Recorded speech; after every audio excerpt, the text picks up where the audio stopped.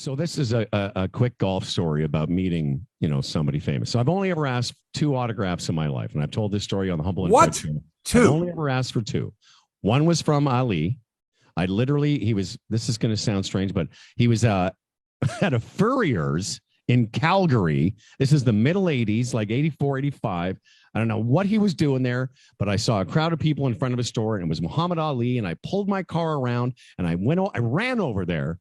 And I waited and I said, "Champ, can you sign this for me?" And that was Ali. So I have his signature.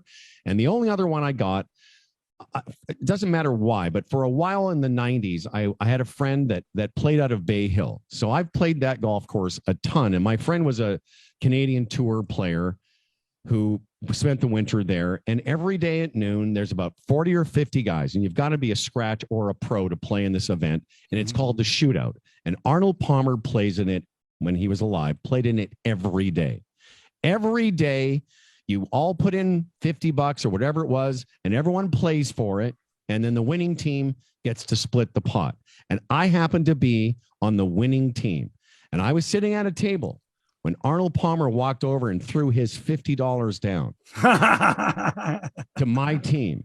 And I got up, and I'd been there 3 days in a row. So he'd sort of seen me around. He didn't know who I was, but he knew that I was somebody that was in this group of people. So I must be a decent player.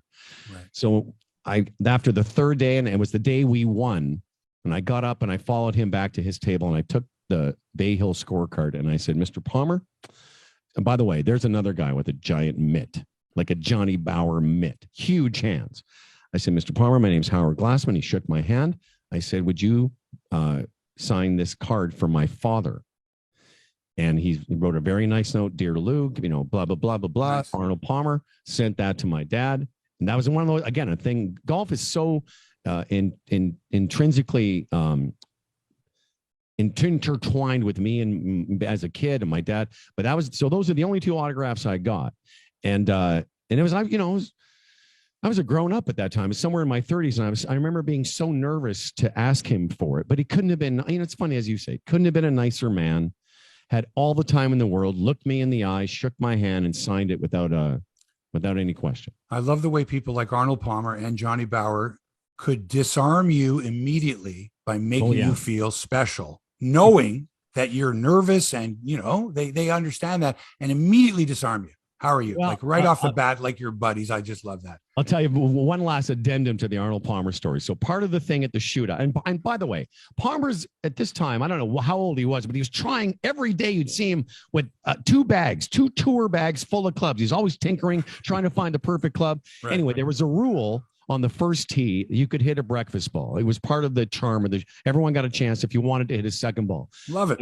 But on that day, and I would do this, I was there every winter for 4 or 5 winters, but every day I would go to the first tee and watch Palmer tee off, because I was never in the same group as him, but I was like 3 or 4 groups behind. So I'd go watch him tee off. So this day's no different. But on this day, there were so many guys. There was probably another 20 guys. So the starter was telling everybody, "By the way, guys, today only 1 off the first tee." He told that to everyone that came through. "Only 1 off the first tee today, guys."